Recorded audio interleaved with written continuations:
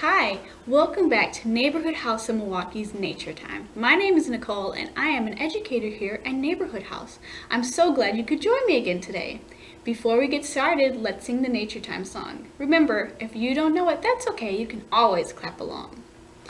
Do you know it's nature time, it's nature time, it's nature time. Do you know it's nature time on this beautiful morning? Yes, we know it's nature time, it's nature time, it's nature time. Yes, we know it's nature time on this beautiful morning. Yay!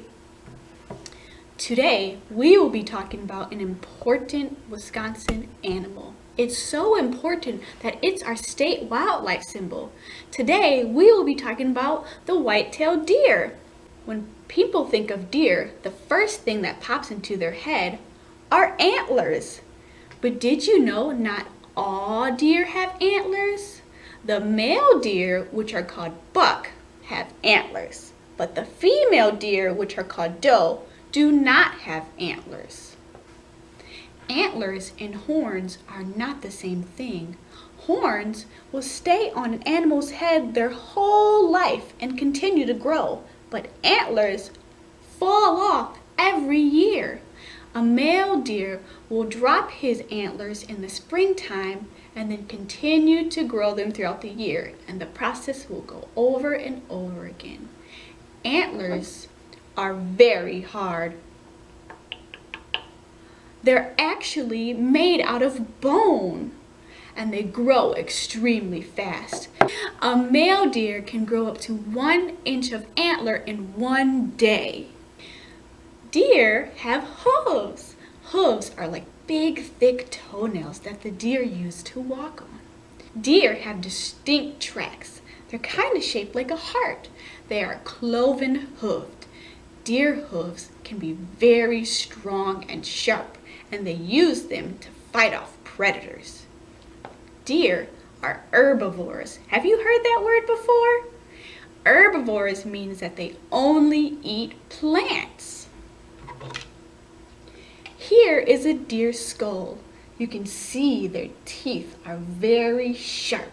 They kind of use them like scissors, and they love to eat berries, nuts, leaves, grass, and shrubs.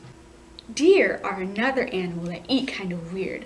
First, they chew their food and swallow it. In their stomachs, it gets digested a little bit. Then, they spit it back up. This is called cud. After they spit it back up, they chew the cud a little bit more, then they finally swallow it. This makes sure that they get all the nutrients out of the plants.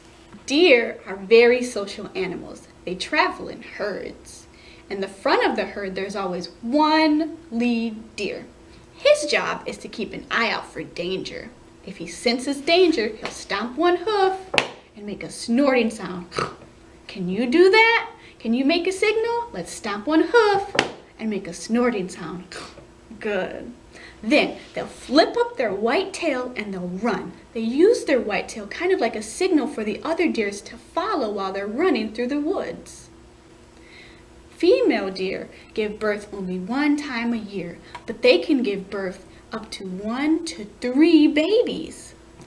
Baby deers are called fawns. Did you know that when they're born, their eyes open right away and they're covered in fur?